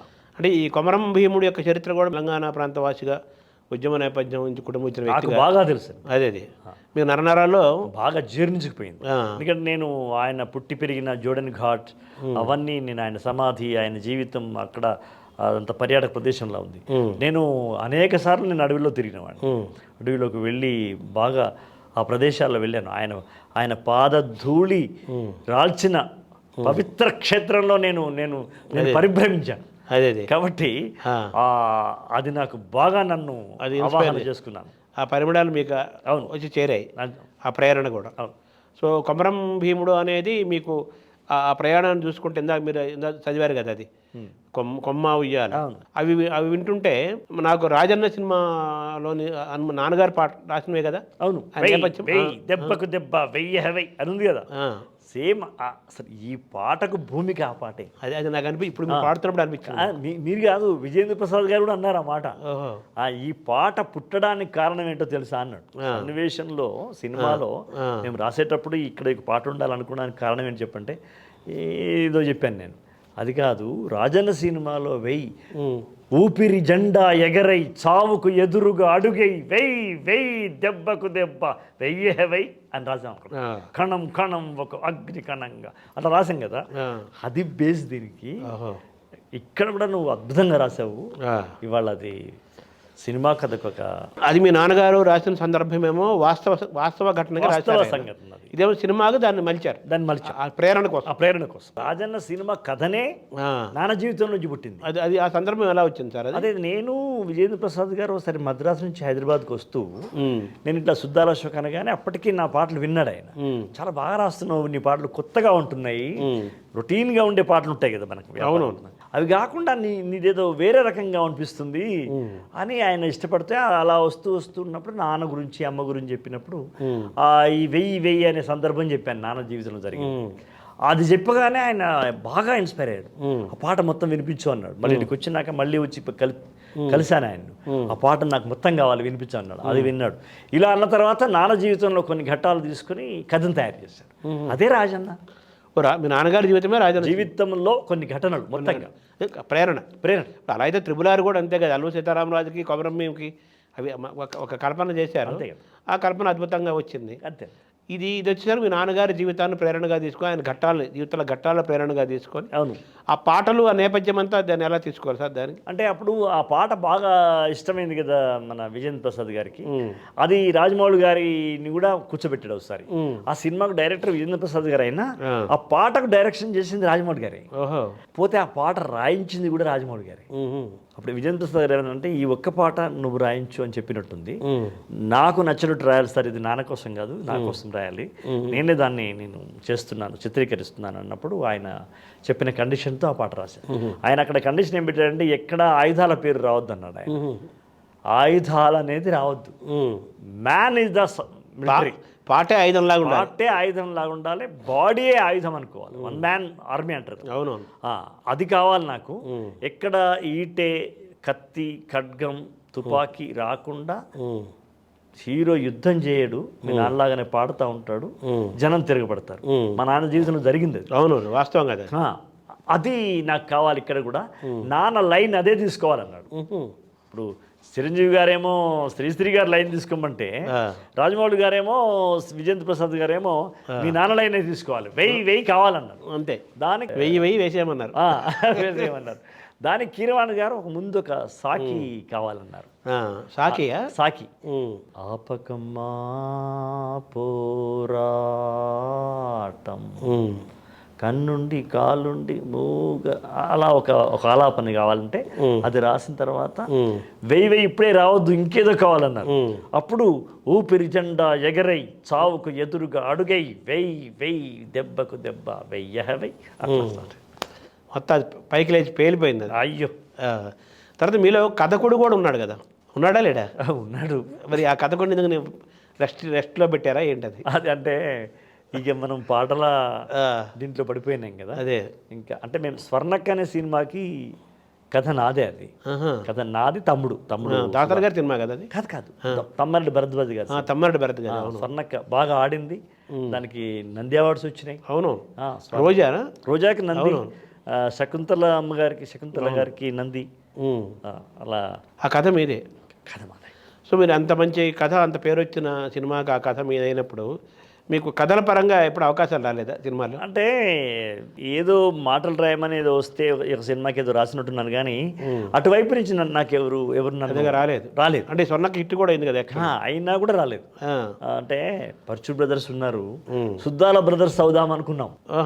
ఎవరున్నారు ఇంకా బ్రదర్? ఇంకారు తమ్ముడు సుధాకర్ ఉన్నారు. వాడు ఇప్పుడు advisor to the government sir. ఇప్పుడు వాడు వాస్తు సైంటిస్ట్ వాడు. అవును. ఇప్పుడు సచివాలయము తమ్ముడే కదా. అవును. సుద్దాల సుధాకర్ అంటారు వాడిని. అవునవును. అయితే వాడు నేను కలిసి రాసాం అది. ఆయన కూడా ఉన్నాడు వాడు నేను కలిసి రాసాం. సో ఆ కథ కంచికెళ్ళింది, అలాగా కథ కంచికెళ్ళింది, మనం మంచిగా వచ్చాం. మంచిగా పాట కథను ముంచేసింది, అంతే కదా. అప్పుడు నాన్నగారి యొక్క సాహిత్యాన్ని కూడా మీరు అదంతా అది ఎక్స్టెంపో రాసుగా చెప్పింది కదా, అంతే కదా. రాసినవి కాదు కదా అవన్నీ. అంతఃపూర్వం నాన్న చనిపోయిన తర్వాత రాసిన తర్వాత నాన్నకు చదువచ్చు కదా. నాన్న వాక్కు చెప్పి మరి రాసుకునేవాడు. కానీ అట్లా కొన్ని వందల పాటలు ఎటు కాకుండా పోయినాయి. దొరికిన మటుకు నేను పుస్తకంగా అచ్చువేశాను. 1910లో పుట్టాడు ఆయన. 2010లో నేను శత జయంతి సందర్భంగా ఆయన పాటల పుస్తకం పల్లెటూరు పిల్లగాడ అనే ఒక పాట పుస్తకం, ఆయన పేరు మీద అవార్డు, ఆ రోజు ట్రస్ట్ ప్రారంభం, ఇవన్నీ రవీంద్ర భారతిలో నారాయణ రెడ్డి గారి నేతృత్వం ఆశీస్సులతో. అంటే ఇప్పుడు మాలో శ్రీశ్రీ కూడా 1910లోనే పుట్టాడు. అవును. ఈ పల్లెగాడు అన్న పాట ఎక్కడ మీరు వాడినట్టుంది కదా, ఈ పాటను వాడా మీరు? నాన్న రాసిన పాట ఇది, సినిమాలో వచ్చింది, మా భూమి సినిమాలో వచ్చింది కదా అది. అంటే నాన్న సినిమా కోసం రాయలా, నాన్న రాసిన పాటను వాళ్ళు తీసుకున్నారు. అంటే బి నరసింహరావు పల్లెటూరి పిల్లగాడ పసులగా సేమొనగాడ పాలు మరచి ఎన్నాళ్ళయిందో ఓ పాలబుగ్గల జీతగాడ కొలువు కుదిరి ఎన్నాళ్ళయిందో. కొలువు అంటే జాబ్. అదే అవును. తాటి జగ్గల కాలిజోడు అంటే తాటి చెట్టు యొక్క బెరడు. అవును. ఆ బెరడుకు రంధ్రాలు చేసేసి ఈతాకులు కడితే చెప్పులు. అవును, చెప్పులు దాన్ని తయారు చేస్తారు. తాటి జగ్గల కాలిజోడు తప్పటడుగుల నడక తీరు బాటతో పని లేకుంటయిందా. ఇలా నాన్న రాసిన పాట, మాను రాసుకున్న పాట సినిమాకి వాడారు. అంటే నాన్న విపరీతంగా ప్రచారమైన పాట ఆ రోజులలో. 48లో 47, 48లో ప్రచారమైన, ప్రజల్లోకి వెళ్ళిపోయిన పాటను ఎవరో అజ్ఞాత రచయిత అనుకొని తీసుకున్నారు వీళ్ళు. తర్వాత అది నా దృష్టికి వచ్చి అజ్ఞాత రచయిత కాదు, నాన్న బతికే ఉన్నాడు అని చెప్పిన తర్వాత వాళ్ళు మళ్ళీ నాన్న పేరు వేశారు. మా భూమి సినిమా పిలిచారు, నన్ను సన్మానించినారు. అంటే మీకంటే ముందుగానే మీ నాన్నగారి పేరు సినిమా వచ్చింది, ఆయనే ముందు. అంతే కదా, అక్కడ కూడా ఆయనే ముందు. అంటే ముందు నడిపించినట్టుగా పాటకు ముందే, అన్నిటికీ వెండి తెర మీద పీటకు ముందే, అన్నిటికీ ఆయనే ఉంది. సార్ మీకు బాగా ఇష్టమైన సినిమా రచయితలు ఎవరు సార్? నారాయణ రెడ్డి గారు అంతే. ఆత్రేయ, శ్రీశ్రీ వాళ్ళ అదంతా ఉంది, కానీ ఒక పర్సనల్ టచ్ ఉంటుంది చూసారు, ఒక పర్సనల్గా మనం ఫీల్ అవుతూ ఉంటాం, అది నారాయణ రెడ్డి గారు. మీ ప్రయాణాన్ని చూసి ఏమనేవాళ్ళు సార్? ఆయన ఒక రవీంద్ర భారతిలోనే నా సినీ సాహితీ వారసుడు అని ప్రకటించినాడు ఆయన. సినిమాలో నేను ఒకసారి నాగేశ్వరరావు గారు అక్కినేని అభినయ అవలోకనం అని ఒక కార్యక్రమం చేశారు. నాగేశ్వరరావు గారు కూడా ఎదురుగా కూర్చున్నారు, నారాయణ రెడ్డి గారు కూర్చున్నారు. ఆ సమయంలో నేను మాట్లాడుతూ ఉన్నా, మధ్య మధ్యలో మాట్లాడుతూ ఉంటే, ఆ తర్వాత తను వేదిక మీదకి వచ్చిన తర్వాత చూసారా నా వారసుడిని అన్నాడు. అనగానే మీ వారసుడా అన్నాడు. నా సినీ సాహితీ వారసుడు అనౌన్స్ చేశారు. తర్వాత మీరు మామూలుగా మీరు ఉపాధ్యాయులుగా ఉన్నారు, పాఠాలు చెప్పారు కొంతమందికి. పాటలతో పాటు పాఠాలు కూడా మీ జీవితంలో ఉన్నాయి. తల్లిదండ్రుల నుంచి, తాత ముత్తాత నుంచి, అమ్మ వైపు, నాన్న వైపు నుంచి కళారూపాలను మీరు ఇంట్లో ఒంట్లో కళ ఉంది. అయితే మీరు ప్రాచీన సాహిత్యాన్ని, ఆధునిక సాహిత్యాన్ని కూడా మీరు ఇష్టంతో చదువుకున్నారు బాగా. వాటి ప్రభావము, అవి మీకు ఏ విధంగా ఉపయోగపడ్డాయి సార్? చాలా ఉపయోగపడ్డాయి. అంటే ఇప్పుడు మనము సినిమా పాట అనగానే చాలామందికి ఏంటంటే వీళ్ళు ఏమి విద్య చదివి ఉంటారులే, ఇదేదో ద్వితీయ శ్రేణి సాహిత్యం కిందకి వస్తుంది అనేటట్టుగా మాట్లాడతారు. కానీ అది సీతారామ శాస్త్రి గారు అయితే దాన్ని చాలా చాలా తీవ్రంగా ఖండించేవాడు. సినిమా కవి, ఇంకో కవి అని ఉండరయ్యా, కవి అనేది ఒకడే ఉంటాడు, వాడు సినిమాకి రాస్తాడు, దేనికైనా రాస్తాడు కవి అని చెప్పేవాడు. అయితే నేను చదువుకున్న, నా మేరకు నేను చదువుకున్న సాహిత్యం నాకు చాలా ఉపయోగపడింది. అంటే ఒక లైన్లో ఒక ఫిలాసఫీ రావాలి అంటే, ఇప్పుడు కాలువై పారే నా గుండె నెత్తూరు, నేలమ్మ నుదుట పొట్టయితుంది చూడు, అమ్మ కాళ్లకు పారాణైతుంది చూడు, తల్లి పెదవుల నవ్వై మెరిసింది చూడు, కుమురం భీముడో కుమురం భీముడో, పుడమి తల్లికి జనమా అరణమిస్తివీరు అని రాయడం వెనకాల అపారమైనటువంటి నా సమాజాన్ని చూసినటువంటి జ్ఞానం కావచ్చు, సాహిత్యాన్ని అధ్యయనం చేసిన జ్ఞానం అక్కడ పనిచేసి. అంటే మీరు అటు సంప్రదాయమైన పద్య కవిత్వాన్ని మీరు సమానంగా ప్రేమించి చదువుకున్నారు, అలాగే విప్లవాత్మకమైన పాటల్ని మీరు ప్రేమించి చదువుకున్నారు. మీ ప్రాచీన కవులు లేదా సంప్రదాయ కవులు మీకు బాగా ఇష్టమైన కవులు ఎవరు సార్? కవిత్రయ నుంచి శ్రీనాథు నుంచి ఎక్కన పోతాం. సరే, వాల్మీకిని కాళిదాసుని ఎలా కాదనగలం కానీ నన్ను అక్కడ కూడా నన్ను బాగా అట్రాక్ట్ చేసిన వ్యక్తి చేమకూర వెంకట శ్లేష, విజయోల్లాసం. అవును, దానికి మన తాపి ధర్మారావు గారు రాసిన హృదయోల్లాస వ్యాఖ్య విజయ విలాసంకి అద్భుతంగా ఉంటుంది కదా. ఎంత అద్భుతము అంటే మనసు భద్రమయ్యే అంతే. ఓ సినిమాలో కూడా పెట్టారు డైలాగ్. అదే, అంటే ఇట్లాంటివన్నీ నన్ను అమ్మక చెల్ల, వీడికి నా మనసు అమ్మక చెల్లది ఇంకా అంటుంటాడు. నారాయణ రెడ్డి గారు అమ్మక చెల్ల పాటలో పెట్టాడు కదా. పెట్టాడు, అవును అవును, ఆయన పెట్టాడు, శాస్త్రి గారు కూడా పెట్టారు. ఏ అమ్మక్క చెల్ల అవును నుంచి మెల్ల పెట్టారు కదా. అవును, ఇలా నన్ను బాగా ఆకర్షించిన పుస్తకం విజయ విలాసం. అంటే ఆ శ్లేష సార్, ఆ శ్లేష కావచ్చు, ఆ నడిపించే విధానంగా నిక్కుచు నీలుగుచు విర్రవీగిడని అంటాడు. జడను వక్షస్సుని పిరుదులను పట్టుకుని నిక్కుచు నీలుగుచు నిక్కుచు అని వక్షస్సుని, నీలుగుచు అనుచు జడని, విర్రవీగుచు అని అని ఆ వెనక పిరుదుల భాగాన్ని ఆయన చేసిన ప్రయోగం, దానికి తాపి ధర్మారావు గారి యొక్క ఆ తాత్పర్యం, వ్యాఖ్యానం, ఇలా నన్ను బాగా అట్లాంటిది. అట్లాగే నాకు కాళిదాసు గారి పుస్తకాలు కావచ్చు. నేను ఒక సినిమాలో, లోఫర్ అనే ఒక సినిమాలో, సువ్వి సువ్వాలమ్మా ఎట్టా చెప్పేదమ్మా, నువ్వే గీసిందమ్మా మాటాడే ఈ బొమ్మ అనే పాట పూర్జానికి రాశా. అందులో తల్లి వీడిని గుర్తుపట్టదు, వీడికి తల్లి అని తెలుసు, హీరోకి తల్లి అని తెలుసు, తల్లికేమో హీరో కొడుకు అని తెలియదు. అక్కడ నేను ఒక మాట రాశాను, అది నాకు నన్నయ్య గారు రాసిన శకుంతలోపాఖ్యానం నాకు ఉపయోగపడింది. చిన్ననాడు లాలపోసి కాళ్ళ మీద వేసుకొని లాలపోసినావో ఏమో, మళ్ళీ కాళ్ళు మొక్కుతాను గుర్తుకొస్తానేమో చూడు అని చెప్తాను. ఇది నన్నయ్య గారి దాంట్లో దుష్యంతుని దగ్గరికి పోయి వీడు నా కొడుకని పుట్టిన గ్యారంటీ ఏంటి అంటే ఒక్కసారి వీడిని కౌగిలించుకొని చూడవయ్యా, ఆ స్పర్శతో తెలిసిపోతుంది, ఆ పరిశ్యంగ సుఖంలో నీకు తెలిసిపోతుంది అనే పద్యం ఉంటుంది ఒకటి. అది నన్నయ్య గారు పుత్ర పరిశ్రంగం. అది నేను బాగా ప్రేమతో చదువుకున్నాను కాబట్టి అది కూడా ఉపయోగపడింది. దీన్ని ఇక్కడ నేను మళ్ళీ ఒకసారి కాళ్ళు మొక్కుతానమ్మా. చిన్నప్పుడు బోర్లు వేసుకొని తల్లి తానం చేపిస్తుంది కదా, ఆ నొసలు తాకినప్పుడు ఆ స్పర్శ ఉంటుంది కదా అమ్మకు, నేను ఎక్కడ సాక్ష్యం తీసుకొస్తాను, మళ్ళీ ఒకసారి కాళ్ళు మొక్కుతాను గుర్తుకొస్తానేమో చూడండి. అది నన్ను బాగా, అంటే నారాయణ రెడ్డి గారు లాంటి వాళ్ళు భలే ఉంది అయ్యా, దీని వెనకాల అది ఉందని భలే ఉంది ఆ వాక్యం. అంటే మీకు తెలియదా సార్ మీకు అంటే తెలుసును, కానీ అది సినిమాలో నువ్వు అలా తీసుకోవడం అనేది గొప్ప విషయం అయ్యా. అది పుత్రగాత్ర పరిశ్రమ. పుత్రగాత్ర పరిశ్రమ ప్రపంచంలో అన్ని కౌగిళ్ళ కంటే గొప్ప కౌగిలి పుత్రగాత్ర పరిశ్రమే, అంతే, ప్రేయసీ ప్రియ పరిశ్రమం కాదు. మీరు మన ఈ మోదీ గారి యాత్రలు దీనిలో భాగంగా చీపురి మీద కూడా పాట రాశారు కదా, చీపురి మీద రాశారు, చీపురి కట్టపైన చీపురి మీద రాశారు. మోదీ ఆయన ఉద్యమం పెట్టారు కదా అప్పుడు, స్వచ్ఛ భారత్. అయితే నేను పాట రాశాను, అంటే చీపురు అని కాదు కానీ స్వచ్ఛ భారత్ రాశారు కదా, మున్సిపాలిటీ అదే రోడ్లు ఊడ్చే కార్మికులు ఉన్నారు కదా, వాళ్ళ గురించి రాసిన స్వచ్ఛ భారత్లో భాగమే కదా. అలా తీసుకుంటే మీరు ఆధునిక కవులు అంటే ఇప్పుడు శ్రీశ్రీ వీళ్ళల్లో మీరు బాగా ఎక్కువ శ్రీశ్రీ అంతే, శ్రీశ్రీ. ఎందుకంటే నాన్నకు బాగా శ్రీశ్రీ ఇష్టము, నాకు కూడా ఆ ప్రేరణ లేకపోతే నేను ఇన్ని విప్లవ సినిమాల్లో ఇంత బాగా రాయడం అనేది కుదరదు. అది ఆ పదాలు. అలాగే మీకు పోతన శ్రీనాథుడు వాళ్ళ యొక్క ఇది ఎలా అనిపిస్తుంది సార్ మీకు? బాగా ఇష్టం అనిపిస్తుంది.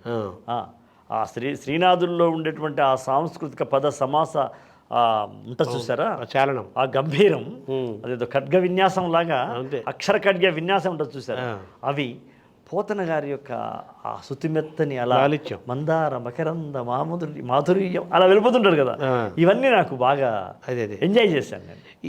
ఈ సంపద అంతా మీకు ఉపయోగపడింది కదా, ఈ పద సంపద చాలా. తర్వాత మీలో సరే కథ కూడా ఉన్నాడు, మిగతా రచయితలకి నన్ను వేరుపరిచినటువంటి ముద్ర కూడా నారాయణ రెడ్డి గారు కూడా బాగా చదువుకున్న వ్యక్తి కదా, ఆయన పేరు కూడా ఈ సంస్కారం ఉంటుంది కదా. అది కదా, అది ఆ సంస్కారం మనకు కూడా ఉంటుంది కదా. అదే అప్పుడు ఆయన ఆ నేపథ్యం, అప్పుడు ఆడవే మయూర్ అనే పాటలో ఆయన హిమగిరీంద్ర శిఖరాగ్ర తాండవ ప్రమదగణము కనిపించగా అని రాయడంలో మందిర వినీల కచబర విలాస బంధుర తనూలతిక చంచలించిపోగా అది రాయడంలో ఆయనకు ఆ పాత స్పర్శ అంతా ఉన్నారు ఉంది కదా. కాబట్టి అది మనకు కూడా అంత కాకుండా పరిమళం అబ్బింది ఉంటుంది కదా, అంటుకున్నది. తర్వాత మీలో సరే కథ కూడా ఉన్నాడు, రచయితగా మీరు ఆల్రెడీ నేషనల్ అవార్డు తీసుకొచ్చారు, అద్భుతమైన పాటలు రాస్తున్నారు, గొప్ప ప్రయాణం, మీరు సక్సెస్ అయ్యారు. సరే మీలో సంగీతం ఉన్నాడు, సంగీతం కూడా ఉంది కదా, మీరు ఏదన్నా సంగీతం చేసే అవకాశం ఉందా? సంగీతం సినిమాలకు చేసే సంగీతం ఏమి లేదు, కానీ నేను అనుకున్న ట్యూన్లు సినిమాల్లో చాలా పాటలుగా వచ్చాయి. అది అందరికీ తెలిసిన విషయం. నారాయణ రెడ్డి గారు కూడా అలాగే వచ్చేవి. ఆయన పాట కేవి మహాదేవన్ గారు వాళ్ళ సంభాషణలో యాజిటేజ్గా ఈయన పాడి మీలాగే పాడి వినిపించేవారు. పాడి వినిపించేవారు, ఆయన పాడి వినిపిస్తాడు. అది బాగా అనిపిస్తే దాన్ని కొంచెం అటు ఇటు చిన్న మార్చేసేసి చేసేసారు. సరే మీ సాహిత్యం అంతా గ్రంథస్థమైందా సార్? దాదాపుగా ఏదో చెప్పబోతున్నారు నారాయణ రెడ్డి గారు. నారాయణ రెడ్డి గారిది తోటలో నారాజు తొంగి చూసినాడు పాట చేసేటప్పుడు ఆయన కొంచెం స్పీడ్గా చేసినాడట మహాదేవన్ గారు, తోటలో నారాజు అని. అప్పుడు అలా కాదేమో, టెంపో స్పీడ్ అయింది, అలా కాదేమో అంటే మరి ఎలా అనుకున్నారు అని పుహళేంద్ర గారు అడిగితే, తోటలో నారాజు తొంగి చూసెను నాడు, అరే బాగుంది ఇది అని అక్కడ డైరెక్టర్ వాళ్ళందరూ అనుకోవడంలో అలా చాలా పాటలు ఆయనవి. అదే ఆయన చాలా పాటలు చలపతిరావు గారితో కూర్చుంటే ఇద్దరి మధ్యన కాంబినేషన్, ఇతను స్వరాలు చెప్పడం, అతను అక్షరాలు చెప్పడం జరిగేది, రెండు స్వరమే. తర్వాత మీ వారసులు ఎవరన్నా వస్తున్నారా? ఎలాగ? లేదు ఇంతవరకు అయితే మా పిల్లలు ఎవరు కవిత్వం కానీ పోయిట్రీ కానీ రాస్తుంది. ఏదో నా కూతురు సంగీత పాఠాలు చెబుతుంది సోషల్ అంటే ఆన్లైన్లో, సంగీతం నేర్చుకుంది, పాస్ అయింది. ఆమె ఇప్పుడు పంతులమ్మలాగా కొన్ని మ్యూజిక్ టీచర్ అమెరికా పిల్లలు అంటే ఆన్లైన్లో జూమ్లో చెప్తా ఉంటుంది. మా పెద్ద బాబు కొంచెం పోయిటరీ రాసేవాడు, కానీ వాడు ఇంజనీరింగ్ వైపు వెళ్ళిపోయినాడు, ఇక అది అయిపోయింది. మా చిన్నోడికి కూడా ఈ స్పర్శ ఉంటుంది, వాడు గ్రాఫీలో ఉన్నాడు ఇప్పుడు. ఏదన్నా యాడ్స్ ఉంటాయి కదా, అక్కడ వాడు యూనివర్సిటీలో పనిచేస్తాడు, ఆ యాడ్స్ రాసేటప్పుడు ఒక క్రియేటివిటీ అనేది వాళ్ళ లోపల ఉంది, కానీ అదే వాళ్ళ వృత్తి కాలేదు. అదే నాలాగా లోపల ఉంది, కానీ మీదే మీకు పని పాట రెండు ఒకటే, మీకు పాటే పని, మీకు పాటే పని, అదే పాట. ఆడుతూ పాడుతూ పని చేసుకుంటే అంటే అన్నట్టు పాడుతూనే పని చేసుకుంటారు. మీ సాహిత్యం అంతా గ్రంథస్థమైందా? అయింది దాదాపుగా. అంటే సినిమా పాటలేమో ఒక 2 పుస్తకాలు వచ్చినాయి, నెమిలి కన్నోడ అని ఒకటి, ఆకుపచ్చ చందమామ అని 2 పుస్తకాలు వచ్చినాయి. తర్వాత నా ప్రత్యేకమైన ఉంటుందిగా శ్రమకావ్యం అని ఒకటి రాశాను. అట్లాగే ఈ మధ్యన వచ్చింది నేను అడవిని మాట్లాడుతున్నాను, అదే మీ కవితా సంకలనం. కవితా సంకలనం అంటే ఒక లాంగ్ పోయిటరీ వచ్చింది, బుక్స్ కూడా వచ్చేసినాయి సార్. ఇంకొక మంచి విషయం ఏంటంటే కొమరం భీముడు, ఇప్పుడు మీకు ఇస్తాను ఆ పుస్తకం, కొమరం భీముడు అనే పాట మీద పాటను ఉద్దేశించి 25 మంది సినిమాకు చెందని రచయితలు కవులు వ్యాసాలు రాశారు, సంకలనం వేశారు. ఒక పాట మీద ఒక పుస్తకం రావడం అనేది ఒక చరిత్ర. అది వెండితెరలోనే కాదు, బయట కూడా ఒక పాట మీద పుస్తకం వచ్చినటువంటి దాఖలాలు లేవు నాకు తెలిసి. కొమరం భీముడి మీద రాశారు, కొమరం భీముడి మీదనే ఒక పుస్తకం వచ్చింది, ఒక పాట మీద. ఓల్గా లాంటి వాళ్ళు దానికి ఏంటి పెట్టారు సార్ పేరు? కొమరం భీముడో పాట కొన్ని మాటలు, సంపాదకి రిలీజ్ అయిపోయింది. రిలీజ్ అయింది సార్. ఓవరాల్గా మీ పాట ఏమిచ్చింది మీకు? మీరు చాలా పాటలు ఇచ్చారు, పాట మీకేమిచ్చింది? పాట నాకు జీవితాన్ని ఇచ్చింది సార్, లైఫ్ని ఇచ్చింది. నాకు జీవితాన్ని ఇచ్చింది, నా పిల్లలకు కూడా జీవితాన్ని ఇచ్చింది. సో మీరు సినిమాను నమ్ముకున్నందుకు, పాటలను నమ్ముకున్నందుకు, ఈ ప్రయాణం చేస్తున్నందుకు మీరు తృప్తిగా ఉన్నారా? చాలా తృప్తిగా ఉన్నా, చాలా తృప్తిగా. సో మీ ఆరోగ్యం కూడా ఇంప్రూవ్ అయినట్టుగా కనిపిస్తుంది నాకు మీ కళ్ళ. చాలా వరకు దానికి కారణం కూడా పాటే. పాట నన్ను మళ్ళీ బతికిస్తోంది, పూర్వ ప్రభని తీసుకొస్తుంది. పాట మిమ్మల్ని బతికిస్తోంది. అంతే కదా. Thank you sir. Thank you. నమస్కారం. అది మనం విన్నాం కదా, సుద్దాల అశ్వక్ తేజ గారు. ఆయన మాట పాట రెండు ఒకటే. ఆయన మాట పాట అవుతుంది, పాట మాట అవుతుంది. ఆత్రేయ గారి లాగా విన్నాము. తెలుగు సినిమాకు నేషనల్ అవార్డు తీసుకుని రావటమే కాకుండా ఒక కథకుడిగా, ఒక సంగీత ఆత్మ కలిగిన వాడిగా తన ప్రయాణాన్ని పాటతోనే ఆయన కొనసాగిస్తున్నారు. పాట తన జీవితమే తన పాట అని ఆయన చెబుతున్నారు. గొప్ప గొప్ప పాటలు, అద్భుతమైన పాటలు వారి కళ నుంచి గళ నుంచి వస్తూనే ఉంటాయి. మరో నేషనల్ అవార్డు వారి దగ్గర నుంచి రావాలని మనం కోరుకుంటూ సెలవు తీసుకుందాం. వచ్చే వారం మరో గొప్ప వ్యక్తితో టాక్ షో నడుపుదాం. నమస్కారం.